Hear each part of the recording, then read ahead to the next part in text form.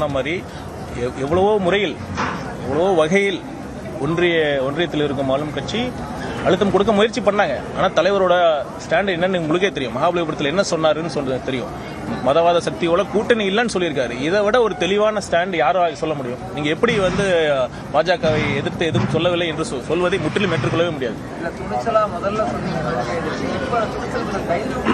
நான் அதை தான் சொன்னேன். நான் இப்ப அப்பெல்லாம் அழுத்தமே இதை கொடுக்க ஆரம்பிக்கல. இப்பதான் அழுத்தம் கொடுக்க ஆரம்பிச்சிருக்காங்க. சிபிஐ என்கொயரியும் சரி, படம் பிரச்சனை என்ன நடந்ததுன்னு உங்களுக்கே தெரியும். இவ்வளவு அழுத்தங்களுக்கு பிறகும் என்ன கூட்டணி குறித்து மதவாத சக்திகளோட கூட்டணி இல்லை என்று தெளிவாக சொல்லியிருக்கிறார்.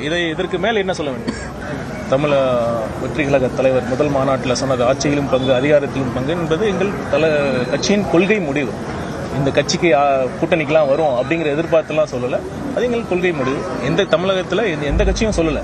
அதை நாங்கள் சொல்லியிருக்கோம். ஒரு சமூக நீதியை அடிப்படையாக கொண்ட கட்சி நாங்கள் சொல்லியிருக்கோம். நீங்க யாரையும் அணுகுனீங்களா சார்? கூட்டணி சம்பந்தமா அணுகி இருப்பீங்க. ஏன்னா கட்சின்னு வரப்ப தேர்தல் நேரத்தில் கூட்டணி அணுகாம இருக்க மாட்டாங்க, பேச்சுவார்த்தைகள் போகும். கூட்டணி குறித்து தலைவர் அவர்கள் இறுதி முடிவு எடுப்பார். அவர் கூட்டணி குறித்தான முடிவுகள் ஆலோசனைகள்லாம் அவர் பார்த்துட்டு இருக்காரு.